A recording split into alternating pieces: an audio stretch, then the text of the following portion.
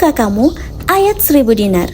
Nah, ini kisah penuh hikmah di balik ayat 1000 dinar yang perlu dijadikan teladan dan pembelajaran bagi umat Islam. Pada zaman dahulu, ada seorang pedagang yang bermimpi bertemu dengan Nabi Khidir alaihi salam. Dalam mimpinya itu, laki-laki tersebut disyaratkan untuk bersedekah sebanyak 1000 dinar oleh Nabi Khidir alaihissalam. Pada mulanya dia tidak begitu mengindahkan mimpi yang dialaminya. Namun ternyata ia kembali bermimpi yang sama sebanyak 3 kali. Setelah itu, laki-laki tersebut berpikir tentang apa yang diisyaratkan dalam mimpi tersebut. Akhirnya, dia pun bersedekah sebanyak 1000 dinar. Setelah bersedekah, dia kembali bermimpi bertemu dengan Nabi Khidir alaihi salam.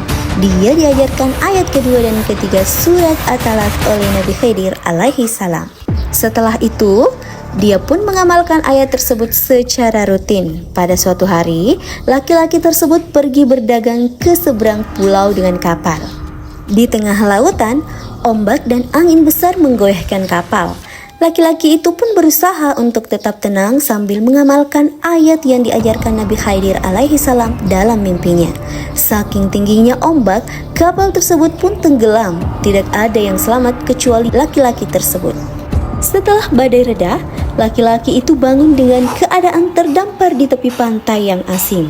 Dia pun dibuat terheran-heran lantaran seluruh barang dagangannya yang di bawahnya ikut terseret bersamanya ke tepi pantai dan tidak rusak sama sekali.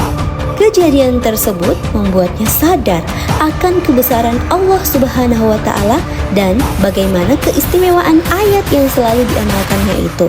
Laki-laki tersebut akhirnya memutuskan untuk menetap di negeri tersebut untuk berdagang. Dia pun sukses dan menjadi saudagar kaya hingga terpilih sebagai raja. Dia sadar bahwa rezeki yang diperolehnya itu tak lepas dari ayat yang selalu rutin diamalkannya. Oleh karena itu, dari kisah inilah ayat yang diajarkan oleh Nabi Khidir alaihi salam dalam mimpi laki-laki tersebut kemudian dikenal sebagai ayat 1000 dinar.